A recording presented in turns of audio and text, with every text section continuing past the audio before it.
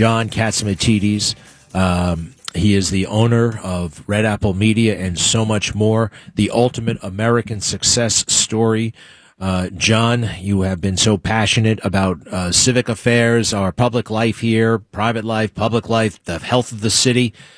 We all know that what you said. You came out for Cuomo. He's no angel. Where do things stand right now? How does the city feel to you? Which way is this race going? Well, I'll tell you the truth. I did me and Margot did a press conference with Governor Patterson on yesterday afternoon. And as I was going in to vote, me and Margot both voted for Cuomo. Like I said, I know Andrew a long time. He's not an angel, and we understand that. And did he make mistakes? Yes. But anybody that watches football on Sunday can tell you about the mistakes on Monday. How do you say crap happens? And but Andrew Cuomo, I thought, is the best choice to give us a shot. A shot. There's no guarantees in life. Right.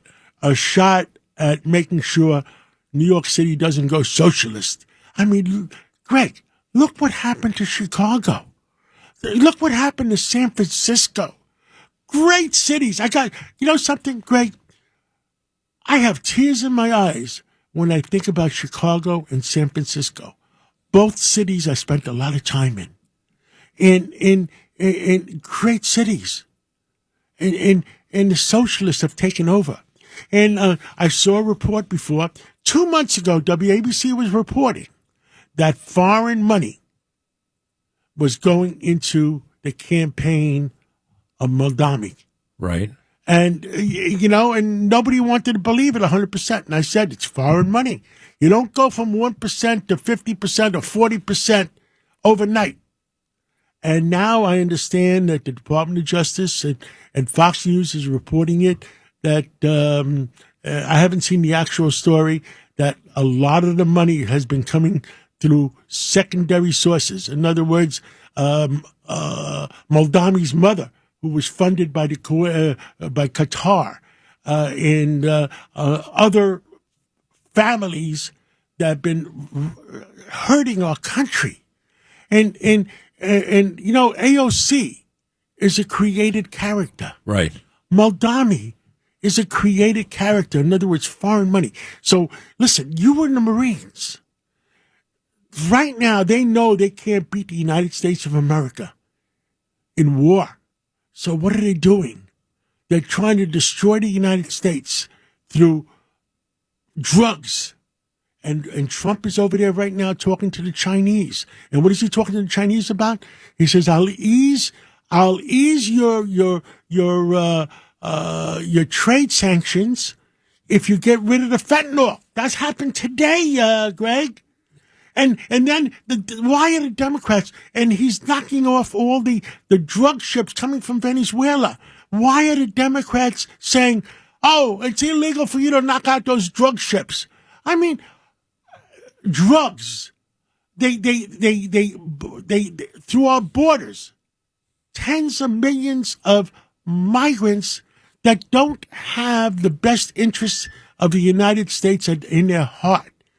I remember when Bill Fugazi, myself, and Lee Iacocca were running Ellis Island. We want immigration. Immigration, yes. Invasion, no. We want immigrants, but we want immigrants that come here and love America and want to work 80 hours a week like our forefathers did. I mean, your dad was the greatest commissioner New York has ever had. And right now, Moldami wants to destroy the police department. Why? Why are we allowing this? They're destroying the United States from within. So we're at war? Yes. But drugs, borders, creating socialism in our cities, destroying Chicago. Yeah, look, when I ran for mayor in 2013, I ran as a Republican liberal. People said to me in Staten Island, liberal? What do you mean you're a liberal? And I said to them, yes, our inner city kids, I'm with the Police Athletic League. We take care of our black and brown kids. And your dad was standing next to me when we take care of those kids. And take care about the American kids. If you want to call us a liberal, call us a liberal. And you know what I said to all my Democratic friends last week? You want to be a Democratic liberal? That's fine. Take care of the Americans. But do not a Democratic socialist.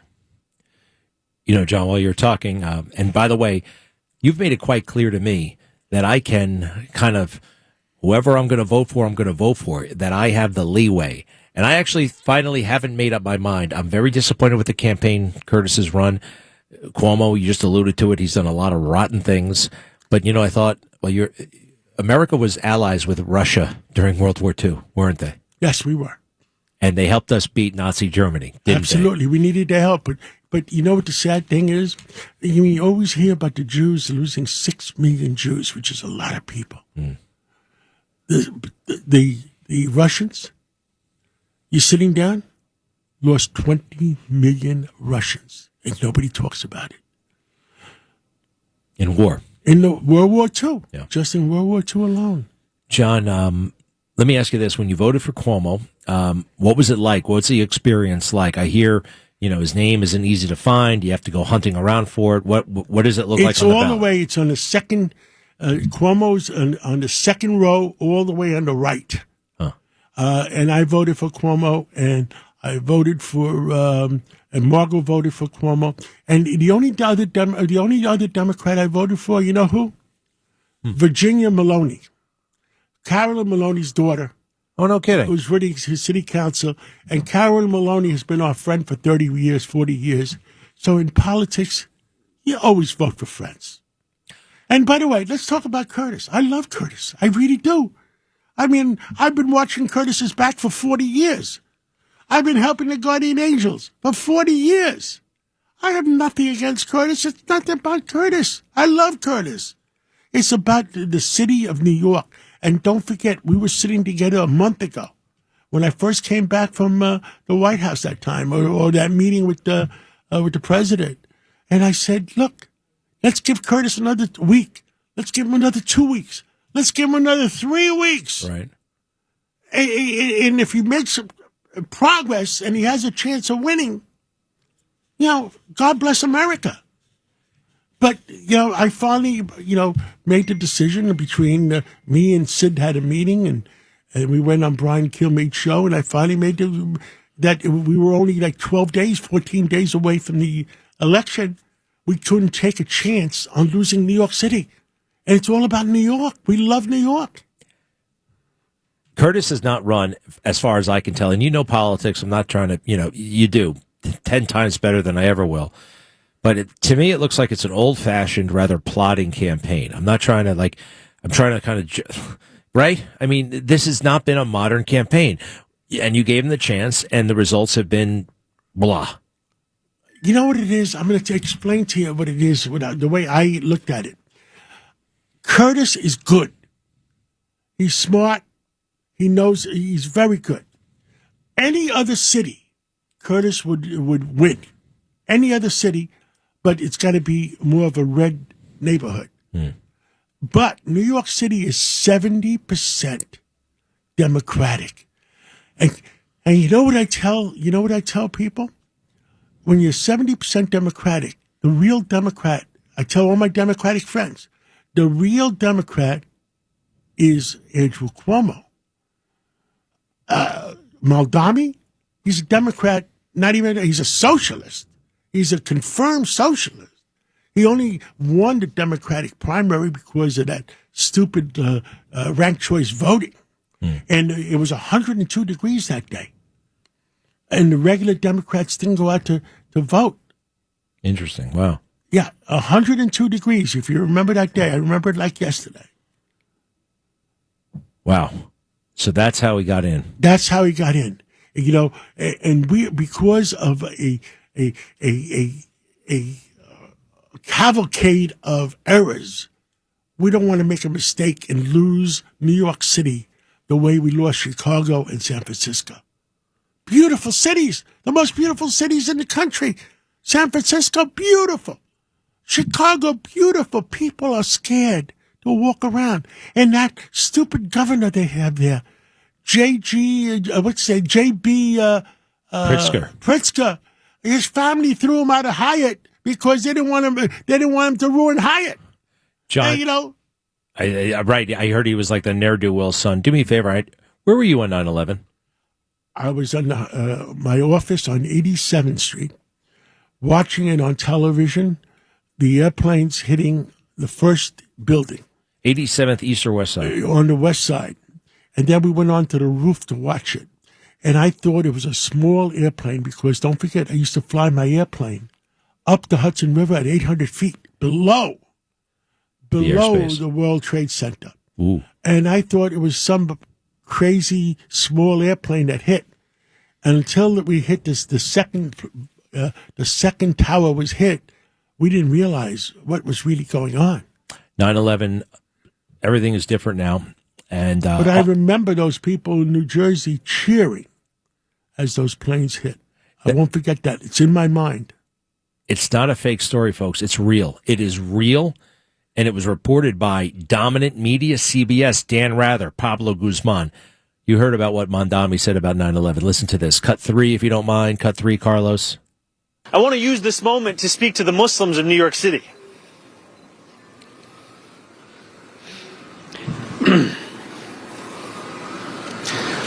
I want to speak to the memory of my aunt.